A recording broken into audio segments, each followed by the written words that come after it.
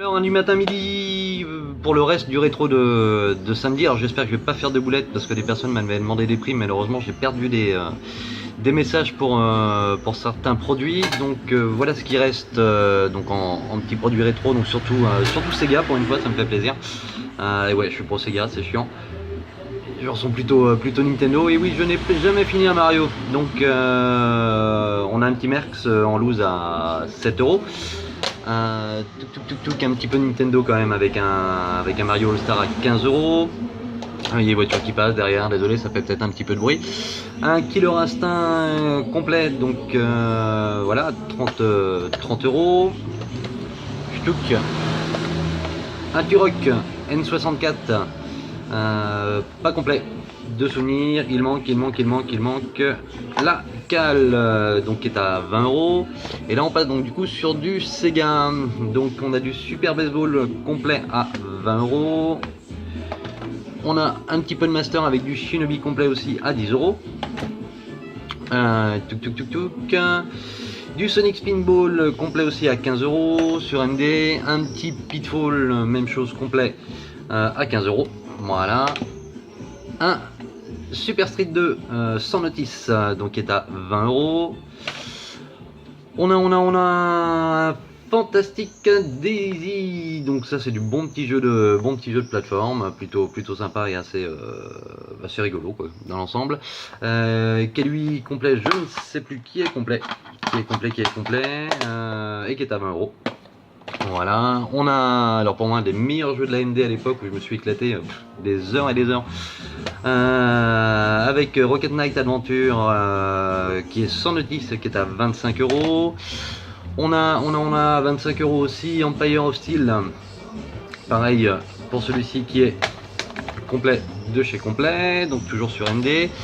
On a un Dungeons and Dragons sur MD aussi, toujours complet, et là on est sur un budget de 25 € en très bon état. On a un Street Fighter 2 Prime, donc qui est à 15 € complet. On a aussi un Paperboy qui est de souvenir complet sur Master qui est à 15 €. Voilà, hop, je pense que tout le monde s'en souvient, c'est un peu sur tous les supports.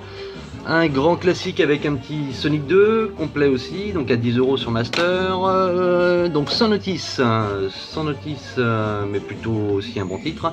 Alex Kidd in Shinobi World. Allez, on va essayer de mettre l'accent à la con. Donc qui est à 10 €. On a Touk, et le dernier, je ne sais plus s'il est complet, il est complet. Puxy sur MD, pareil, bon jeu de plateau bien délire avec un petit perso rigolo, des bonnes petites heures de fun, et lui est à 15 €. Donc on a aussi un petit peu de neuf, il en faut quand même de temps en temps, donc rien de transcendant, mais un petit peu de service client avec du PSN, donc avec du PSN 20 €. Il y a aussi eu un petit peu de 50 €. Donc du prépayé. Casque One avec adaptateur qui est à 49,90 €, donc il y a quelques pièces, et un petit entre-deux pour la PS4 qui reste un très bon casque Afterglow sans être non plus sur un budget énorme, mais toujours mieux que la petite oreillette toute moisie qui est fournie avec la console quand elle est en vrac. Donc on est sur un budget de 40 € avec un bon petit casque Afterglow. Voilà, donc on est sur une marque relativement reconnue pour sa qualité et puis son bon rapport qualité-prix. Donc tout ça est dispo à l'envoi, sauf le neuf, parce que ça bien sûr vous pouvez le trouver un petit peu partout, hein.